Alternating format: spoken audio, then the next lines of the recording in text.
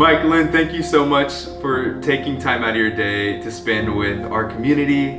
How have you guys been? It's been a wild year. The last time we saw you guys was a year ago. We were there on the Sunday before Monday when the world closed.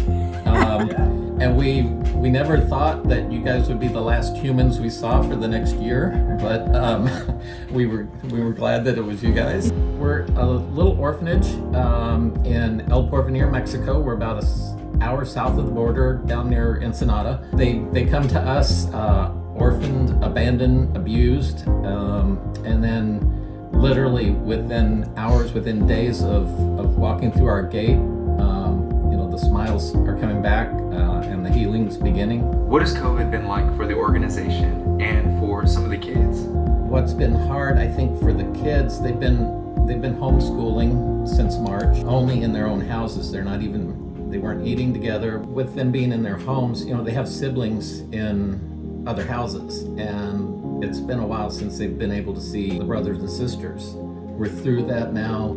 Like I said, the tias and the parents have been phenomenal. They're having to teach not only our kids, then they go home and teach their kids too. We couldn't have the groups down and the supplies come down. All of a sudden, our community has been showing up. Bringing vegetables, bringing fruit, bringing rice. So you're saying that the city you're in is now sponsoring and supporting that orphanage. And that's been new. And it's been almost every day somebody has knocked on the gate and said, I have tomatoes. And so for the first time, you've had locals supporting the orphanage. And that's always been the dream, right? And I think that's what's been really different about any orphanage that I've connected with before, is that this is Mexicans running this orphanage. It's not you guys running this orphanage. They have Mexican directors who are loving these kids, who are trained to do what they do, and they do it really well. And that's unreal for an orphanage to do alone. And now you have the city coming to support this orphanage. It was like pulling teeth trying to get the community or the government to even help, where needed. And now neighbors, people are just coming out of the woodwork, just bringing this stuff for these kids. We have the sponsorship program, and we got our first 2 sponsors on the Mexican side, yes, which we've never had before. So I'm telling you, the blessings have been phenomenal. But I do want to know, as a church community, are there any major needs right now or any prayers for the future that we can join you in? As great as they're doing, they're tired. Casa Sonrisa, the girls' house, there's 14 girls there, and they go from 2nd grade to junior in high school. They average... Girls. I emphasize 14 girls.